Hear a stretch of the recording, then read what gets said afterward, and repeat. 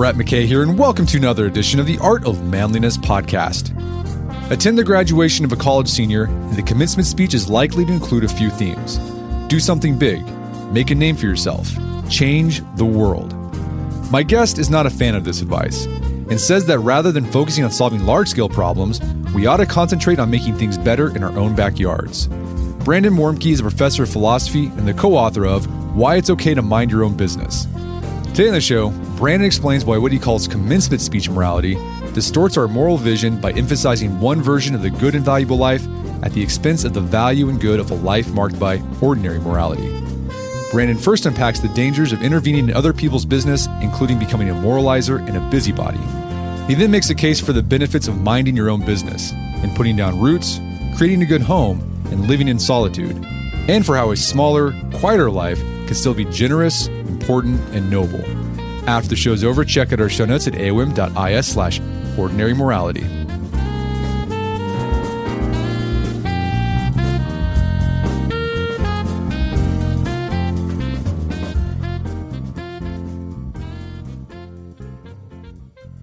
All right, Brandon Warmke, welcome back to the show. Thanks for having me, Brett. So we had you on a few years ago to talk about your book, Moral Grandstanding. You got a new book out called Why It's Okay to Mind Your Own Business. And this is really interesting. It's about minding your business morally. What's interesting is you're a moral philosopher. So you wouldn't think a moral philosopher would say, hey, just mind your own business. But you make the counterintuitive case that to make the world a better place, you might start just minding your own business and just focusing on your inner circle that you have in your life. And you start out the book talking about that there's two types of morality that you see out there. You call one type commencement speech morality and the other ordinary morality. What are the differences between the two? So commencement speech morality, if anyone's ever been to a commencement speech, when I talk about this sort of outlook, they almost immediately know what I mean. So it's an outlook that has certain values and priorities and judgments that commencement speakers, usually pulled from the social elite, tell young graduates. And they'll say something like, the world is full of injustices that need addressed. The world is full of people who need help. It's clear what needs to be done, but all of us old people, we don't care enough to do it, but you care. You have the spark in your hearts, and so get out there and make a name for yourself, solve the biggest problems you can, and make the world a better place for everyone.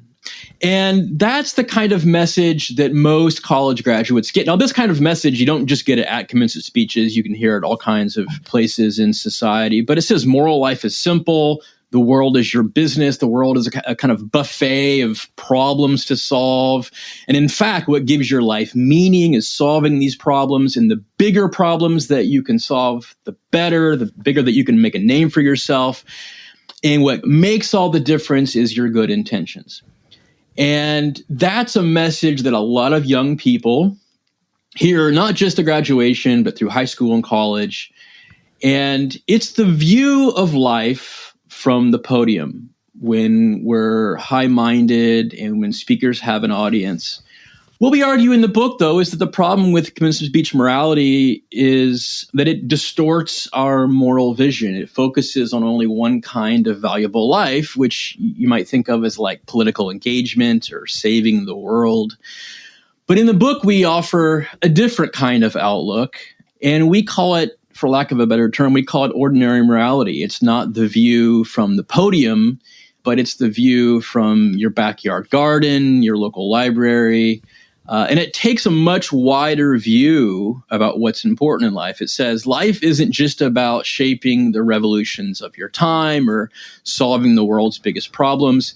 Life is also about reading to your kids and coaching t-ball and mowing your yard and volunteering at your local library. And so that's an alternative outlook to commencement speech morality that we give in the book, and it's one we defend. Has commencement speech morality always existed, or is it a relatively new cultural development? This is a nice question. I suspect that the tradition of giving young people, especially young people, advice to accomplish big things and do big things with their lives, I suspect that's nothing new. I think that what makes this modern moral advice somewhat novel is that it requires a certain kind of cultural background that didn't exist until fairly recently. And even now probably only exists in some parts of the globe. So think about what has to be true for a society's social elite to tell young people to get out there and solve the world's biggest problems and make a name for yourself. I mean, one thing that sort of has to be true is you have to have a society that's fluent. To be able to spend your life working at a nonprofit or like going door to door canvassing for your favorite political party, like you have to have a society that's pretty affluent. It's hard to imagine people giving advice to lots of young people like this in, the 1500s or something. And I think you also have to have a global culture. I mean, to see the world as a repository of problems to solve and people to help requires, having access to far-flung parts of the globe.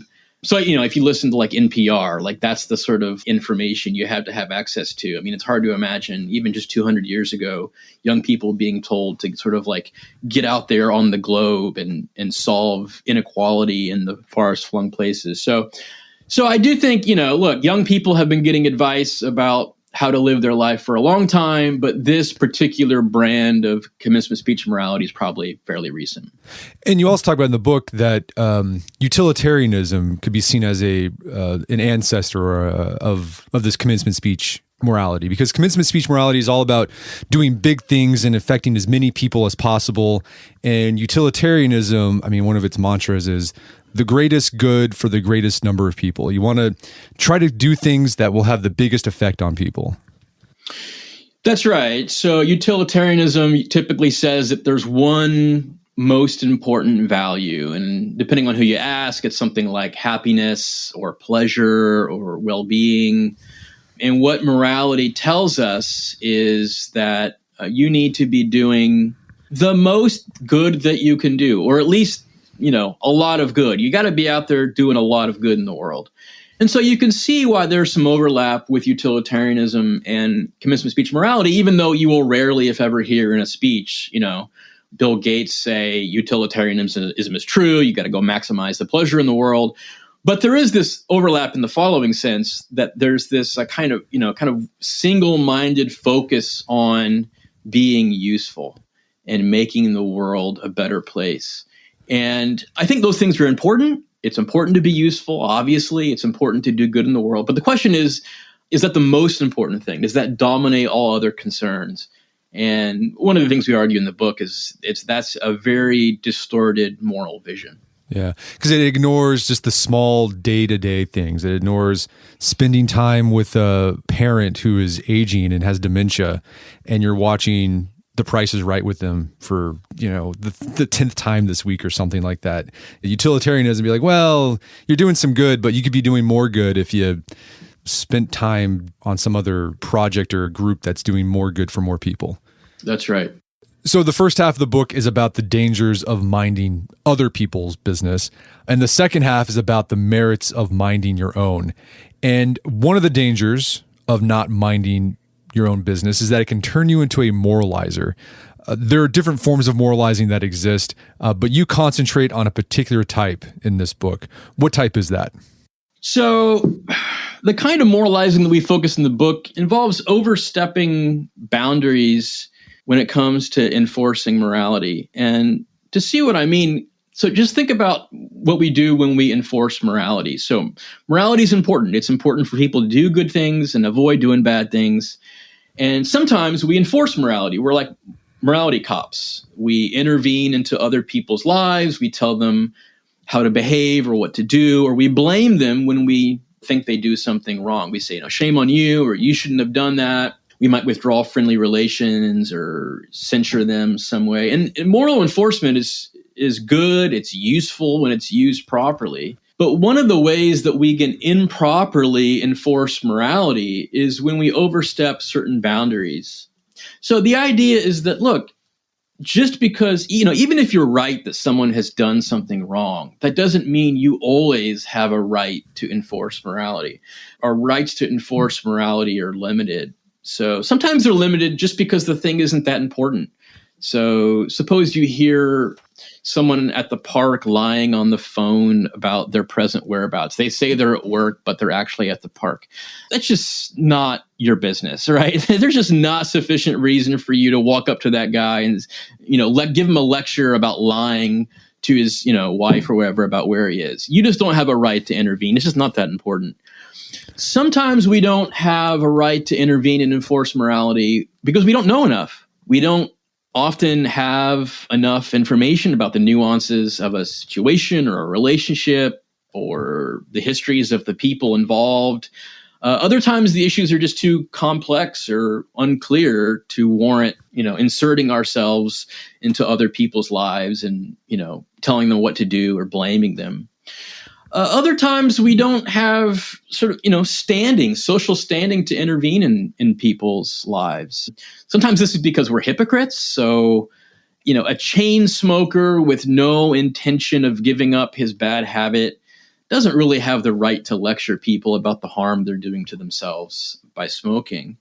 Sometimes we just don't have the proper social role. So, Brett, like you might not be doing your dishes, you're the dish guy at home. And maybe your wife, it would be appropriate for her to sort of like blame you or call you out on this. It would be totally inappropriate for me to do it. Like, that's not my business. Like, I shouldn't enforce morality, even though it's true that you need to be picking up the slack at home. It's just not my call to make. And so for all these reasons, and probably many more, our right to enforce morality is very limited. And what the moralizer does is they enforce morality anyway. So the question isn't so much here, does morality belong here? The question is, do I belong here? Like, do I belong in someone else's business as an enforcer of morality? And often the answer is no. But what the moralizer does is intervene anyway.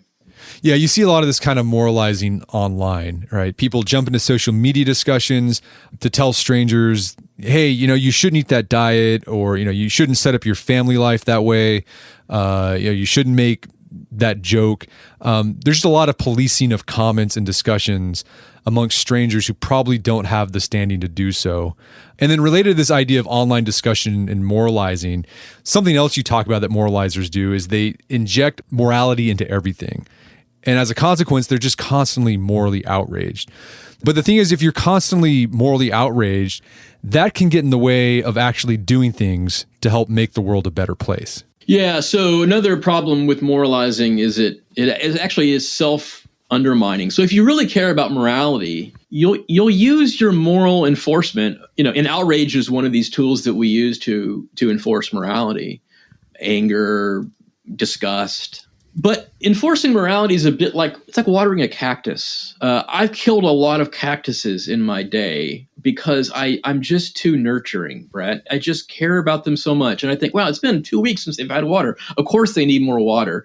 And I end up killing these poor cacti. And the point is, look, you don't get better results just by doing more of something. Cacti need water, but you don't care for the cactus. You don't get better results just by giving them more water. You have to respect the limits, and outrage and moral enforcement, they operate under a similar logic. So, if you want to retain the power of outrage and moral enforcement, you have to use them sparingly and appropriately.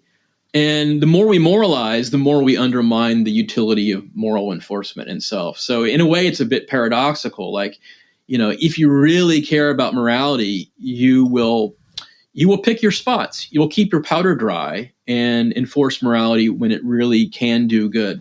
So moralizers, their big problem is they overextend limits when it comes to enforcing morality. Yeah. They might expand the scope of what is a moral issue, or they might extend their standing as moral enforcers. So, the question is, like, how do you know what those limits are?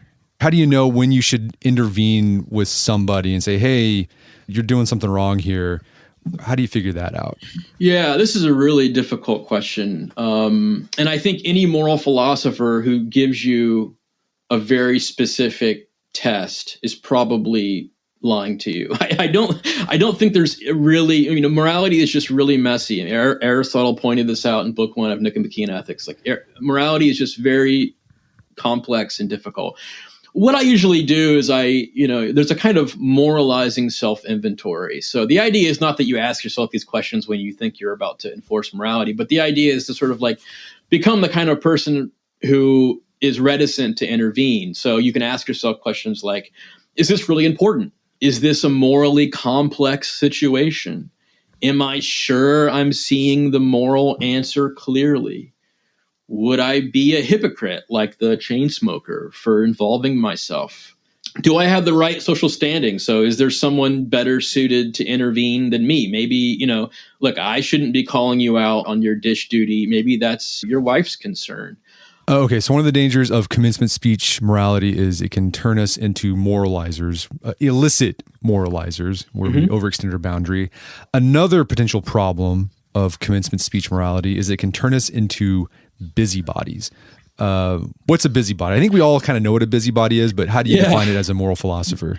Yeah, so a busybody. So whereas a moralizer oversteps the boundaries in enforcing morality, a busybody is someone who oversteps boundaries in trying to help people. Busybodies stick their noses in other people's business and try to solve their problems for them or try to help them. So you might go around the gym and help people correct their weightlifting form. That's a kind of busybody. No one likes that guy. No one likes that guy. Or you might interrupt a conversation at a coffee shop and explain why these people don't understand the economics of minimum wage law. You can imagine a group of Yale undergrads traveling to a poor, remote, traditional village and like explaining to them how they should set up their society to conform to like gender egalitarian ideals. So a busybody, it basically goes beyond the proper limits of helping. And our view is that just like moralizing, being a busybody, being a meddler in other people's affairs is a way of not minding your own business. What's interesting about the busybody is ancient philosophers even talked about this guy. What did ancient philosophers think of busybodies? Yeah, it's interesting. If you read, Plato in the Republic says, doing your own business and not being a busybody is justice. The author of Hebrews, actually, I don't know if we actually know who the author of Hebrews is, but the author of Hebrews in the New Testament tells his readers not to be busybodies. Epictetus, Theophrastus, a lot of these ancient philosophers really had this conviction that before you go around trying to solve other people's problems, you should have a pretty good handle on your own. There was something about the idea of trying to help people, often when you don't know enough, when you don't have standing, maybe you're doing it because you have a need, you have a pathological need to help or be useful or be seen as a messiah. I know people like this. I'm sure you and many of your listeners do. They have a need to be seen as extremely compassionate and helpful. This type of character really bothered a lot of ancient philosophers, and I think it's a part of sort of the history of moral thinking that we have lost in a lot of Western society. Is that look, everyone agrees helping is good. It's good to help people, but I think a lot of people find it counterintuitive that you could actually do something inappropriate by trying to help people. Yeah, what would be an example of you helping someone, but it ends up being inappropriate because you just didn't know context? Yeah, so, you can imagine you overhear a couple at the park, like having a dispute, maybe they're an old married couple and you read one book on like relationship therapy or something like couples therapy. You can imagine walking up and say, hey, I heard you guys were having a dispute. Hope you don't mind. I have a few thoughts about how to handle this and come to a resolution. I think everybody would think this is none of your business. Like, I know you're trying to help, and it's not moralizing, right? They're not blaming, they're not calling out, they're not enforcing morality. They are literally trying to help. There's something about this that is inappropriate. And this is a pretty small scale, fairly innocuous, it's annoying or a source of, maybe minor conflict. You might tell them, hey man, get lost. But the problem is that you can also be a busybody and meddle in other people's affairs on a larger scale. So you think about certain kinds of disastrous military actions, There's a lot of failed public policy, what the government tries to do when they're trying to help. And even, a lot of counterproductive humanitarian intervention. It's kind of coming to light now that a lot of traditional charity just lines the pockets of warlords and corrupt dictators and so on. And so, just because someone's heart's in the right place, they, for all kinds of reasons involving the world being extremely complex, they might end up doing more harm than good. This made me think of one of Immanuel Kant's ideas. Kant said you had to balance respect and love in your interactions with people. And sometimes when you show love, you have to show a lack of respect, right? So maybe you see someone who's having a hard time because maybe they have a disability and they're having a hard time getting up some steps.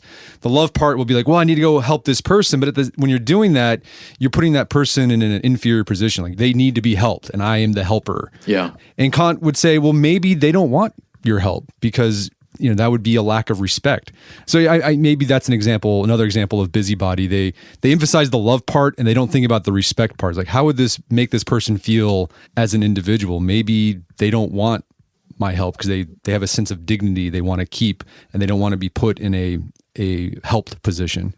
Right. Yeah, good. So the Kantian idea, as you rightly point out, has to do with, it's like autonomy, like fully functional, mature, moral adults. You sort of have to give them, within wide limits, a lot of freedom to rule themselves. So that's what autonomy means, is self-rule.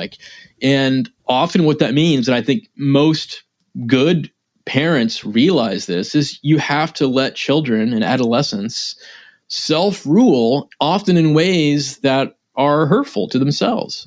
Because what you're teaching them is something like how to make wise decisions, how to take responsibility for their actions.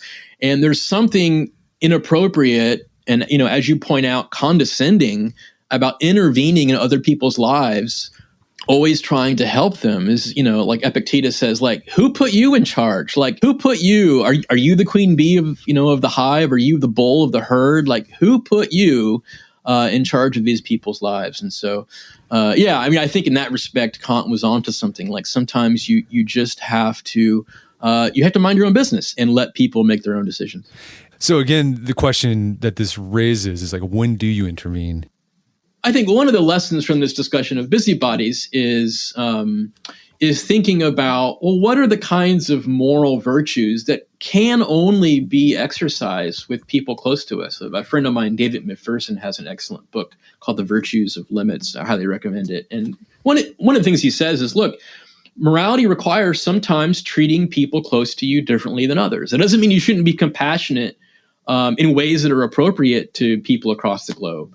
But it does require often treating your neighbor, your friend, the stranger at the grocery in special ways as well. We're going to take a quick break for a word from our sponsors. And now back to the show. Okay, so we talked about some of the potential dangers of not minding your own business, of this commencement speech morality. It can turn you into a moralizer, and that can just make things unpleasant for people. And all your energy can be siphoned off into just constant moral outrage rather than being channeled into doing something concretely good. It can also turn you into a busybody where you spend a lot of time investing in politics, big social programs, large-scale public policy. And these things aren't necessarily bad, but they can also unintentionally cause harm. People can mean well with these things, but end up causing a lot of damage with their do-gooding. And you say they were much more likely to be able to do real good on a smaller scale. And you make the case that for why you should just mind your own business and maybe stick to your own inner circle, your home, your garden, your spot in the world. So you make the case that people should, instead of trying to change the world on a large scale, spend their time and energy establishing roots in their community. I really like this idea of rootedness. What do you mean by rootedness?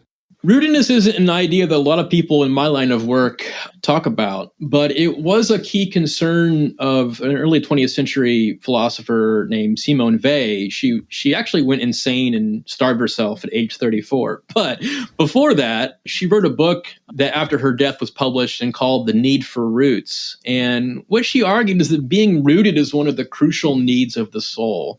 And the problem is she doesn't say much at all about what it means to be rooted.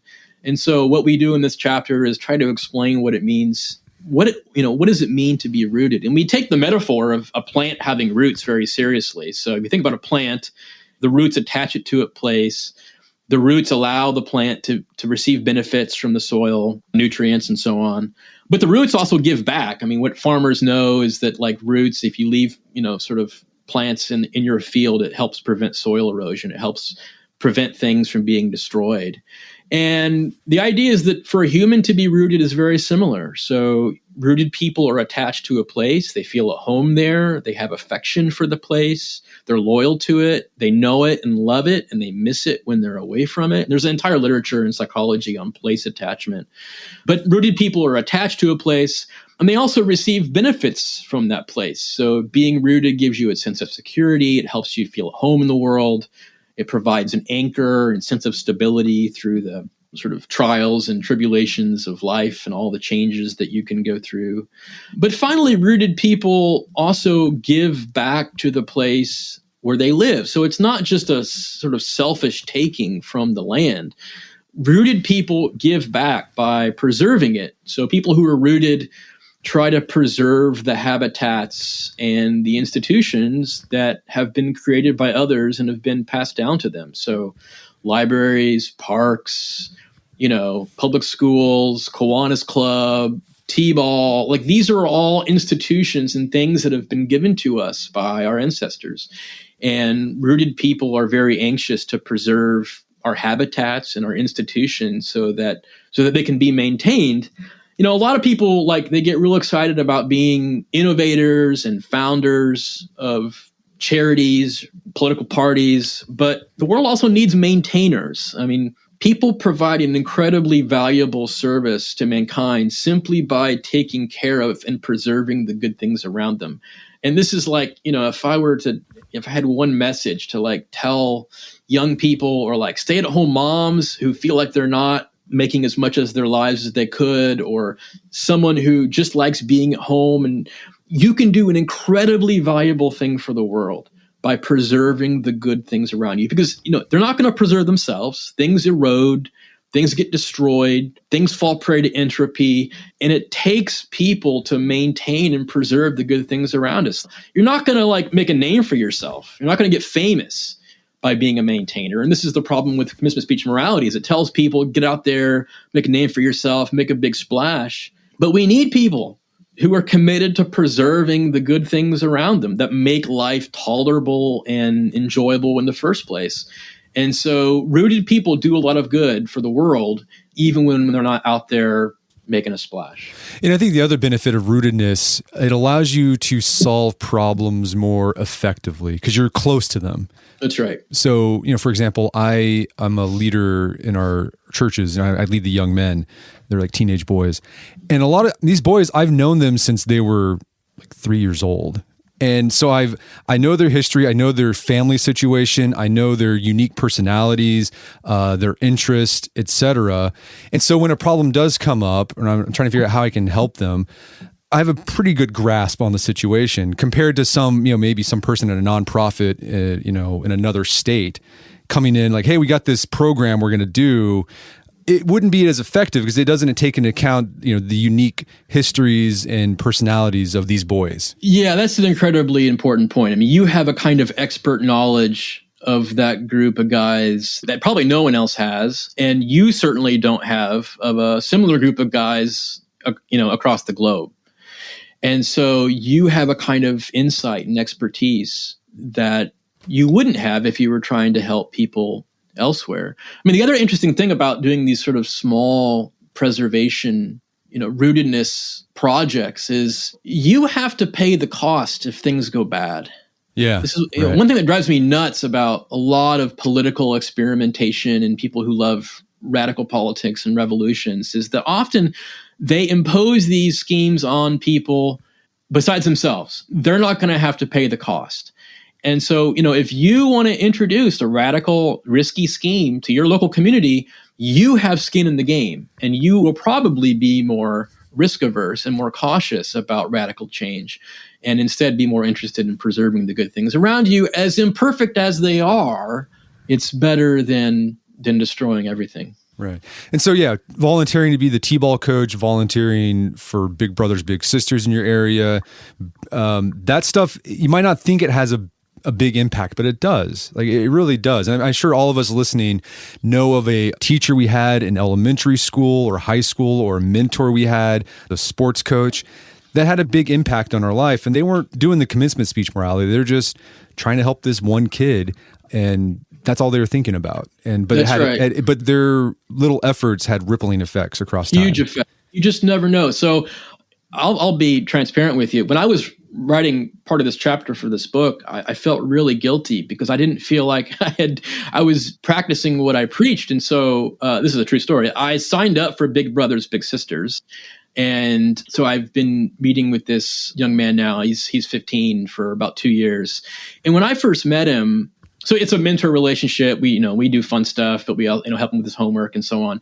He didn't know how to shake someone's hand. He didn't know how to look someone in the eye and have a conversation. He didn't know how to order at a restaurant. And these are all things that he knows how to do now.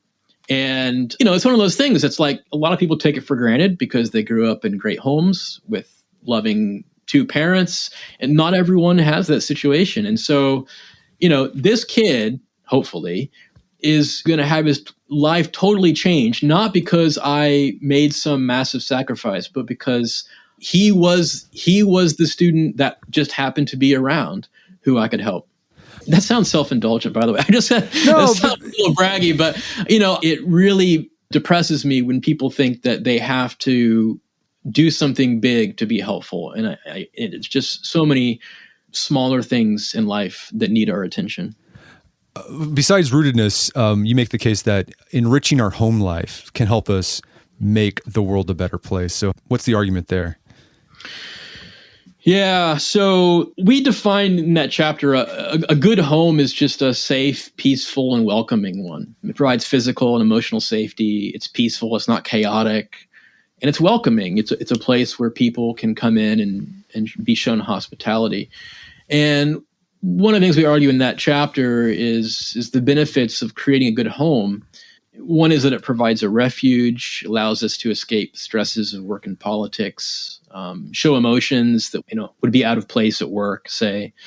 It provides a setting to show hospitality, and what hospitality does above all is turn strangers into friends, and it provides a unique kind of social situation where you can't argue with politics. You're not supposed to anyway. You're not supposed to harangue your guests about their politics or morality. It has to be, to be a good host, you have to show hospitality.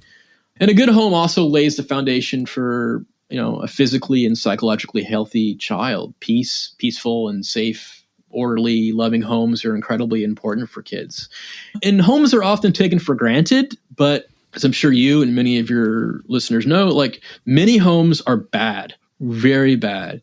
And the world would be much better if more people grew up in good ones, good homes. And so, it's one of these things that it would be bizarre to hear a commencement speaker get up there and say, hey, and also be sure that you create peaceful, loving, caring homes. And if you have children, make sure you're bringing them up in a way that's loving and teach them virtue. That's not something you'd ever hear in a commencement speech. But if you want bang for your buck, creating a good home is one of your best investments. I've heard the idea of family or home. It's like it's like a laboratory where you get to practice what it means to be a good citizen. You get to practice what it means to show regard for other people. It's where you get to practice how you can show love in appropriate ways. And focusing on your family life and your home life can allow you to develop those social skills, those virtue skills to help you go out into the wider world and be a good person and an effective person out there. Yeah. That's right. You also talk about the idea of being alone. Just minding your business, being alone can also make the world a better place. People might be hearing that like, well, that sounds selfish. Make the case for being alone.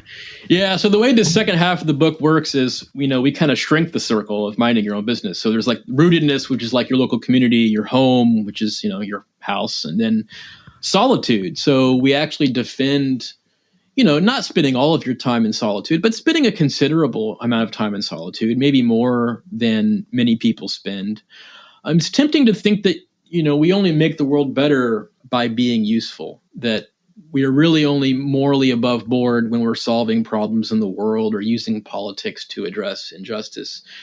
And of course, as I said earlier, it's important to be useful, but being useful is not the sole purpose of our lives. And it's a harmful distortion of morality to think that if you aren't trying to solve other people's problems, you're somehow a moral failure. And so in this chapter, we argue that, one way to mind your own business is to spend time in solitude. And we go through several of the benefits of solitude. One is just rest. And rest, the benefit of rest is not just so that you can get back out there and change the world more. You don't go home and take, a nap and find rest and relaxation and leisure just so that you can do more canvassing for your favorite politician. The idea is that rest itself is important. It's important, all on its own to have a healthy mind and body. We also argue one of the benefits of solitude is a kind of intellectual freedom. So the 19th century philosopher John Stuart Mill thought it was really important to be able to keep a critical distance from your society. So if you're constantly, imbibing social messages from social media, from friends, from work culture, entertainment, if you're constantly bombarded with the watchful eye and social censure and expectations, you will basically become an unthinking, uncritical, walking sort of automaton that sort of mimics the norms and expectations of your culture. And he thought it's good to step back and take a critical eye towards your society. And he thought solitude is the best place to do this, to have time to read and to think and to actually critically assess your society. And the last benefit is just being in solitude allows you to appreciate things and to achieve things that you can't achieve in society. So in solitude, we're able to appreciate things like natural beauty, going for a hike, for example, or going fishing by yourself. It's also probably the best setting to develop your talents and create beauty. So, just practicing piano, painting, becoming a better swimmer, prayer, cultivating virtue. These are all things that are important to do by yourself. And what's important to see is not that these things are valuable just so that you can be more effective at solving other people's problems. These things are important in their own right. Roger Scruton, who's passed away a few years ago, is a philosopher I really admire. He says, look, humans are not here merely to be useful. You are here to be lovable. And what we argue in the book and how we conclude is that solitude is one way for us to become people for whom love and appreciation are fitting responses. We're not here just to be tools and to be useful. We're here to be lovable.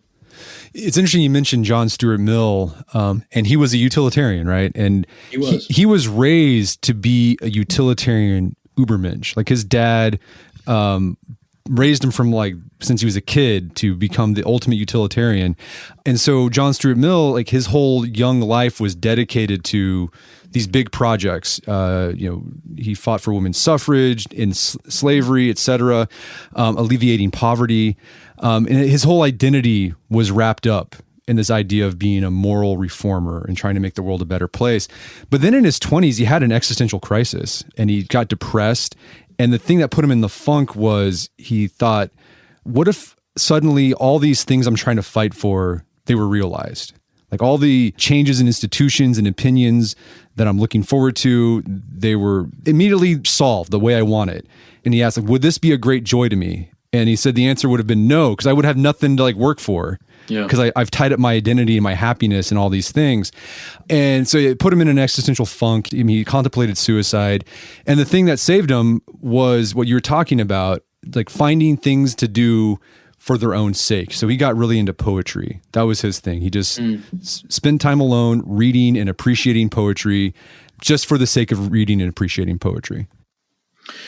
Yeah, that's a nice little background story to Mill. I mean, I think it illustrates two things. One is the dilemma of the activist and moral reformer, is that when you derive most or all of your identity from accomplishing social or political ends, what are you left with when you're done?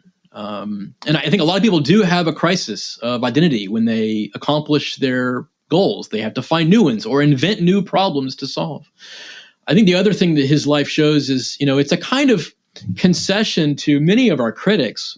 So a lot of our critics are going to be utilitarians or social reformers, people who think it's really important to be out there on social media and having discussions. I mean, these are all things that are right up Mill's alley. However, in spite of all that, he also recognized the importance of these other kinds of goods in life. Life is not just about being politically active and solving social problems. You also, for example, have to spend time in solitude. And so that's a kind of even if you disagree with us about a lot of this book, I think his example shows that commencement speech morality cannot be your entire outlook. Well, Brandon, this has been a great conversation. Where can people go to learn more about the book and your work? Well, the book is on Amazon and most online booksellers. And so that's where you can find it. You can also just Google me, and that's about it. That sounds like enough information. Fantastic. Well, Brandon Warmke, thanks for your time. It's been a pleasure. Thanks so much, Brett.